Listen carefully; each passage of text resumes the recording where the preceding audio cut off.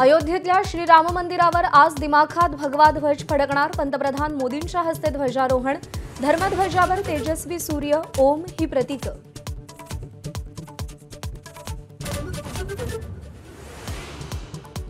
ऐतिहासिक क्षणाचे साक्षीदार होण्यासाठी अयोध्या नगरी पुन्हा सज्ज। संपूर्ण मंदिर विविध रंगांनी न्हाऊन निघालं। मंदिराला आकर्षक रोषणाई। अयोध्येतली प्रत्येक घडामोड एबीपी माझावर।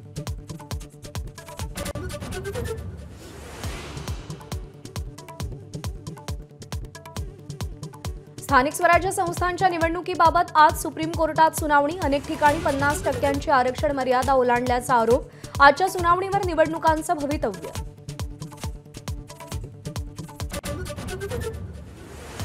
मुंबईमध्ये 11 लाख दुबार मतदार असल्याची महापालिकेची कबुली। दुबार नावं वगळण्यासाठी महापालिकेनं वेळ मागितला। राज्य निवडणूक आयुक्तांची माहिती।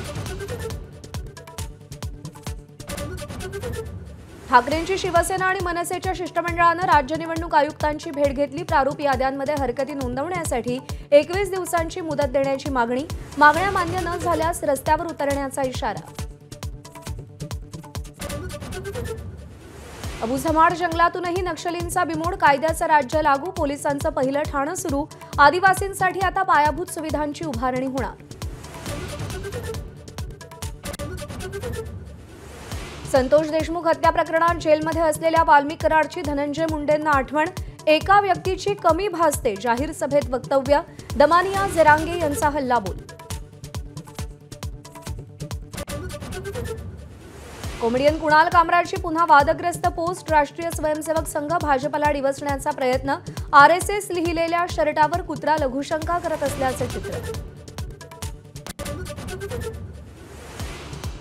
सिडकोच्या घरांच्या किमती कमी करण्यासाठी आज उपमुख्यमंत्री एकनाथ शिंदेंची बैठक। हिवाळी अधिवेशनात घरांच्या किमती कमी करण्याचं सरकारनं आश्वासन दिलं होतं। बैठकीला शशिकांत शिंदे, विक्रांत पाटील उपस्थित राहणार।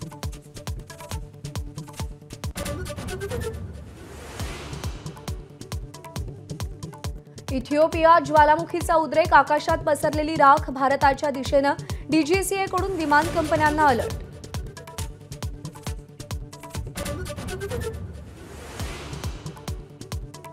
भारतीय पासपोर्टवरून अरुणाचल प्रदेशातील महिला प्रवाशाची शांघाय विमानतळावर अडवणूक। चीनी इमिग्रेशन अधिकाऱ्यांकडून अपमानास्पद वागणूक। भारतानं तीव्र निषेध नोंदवला।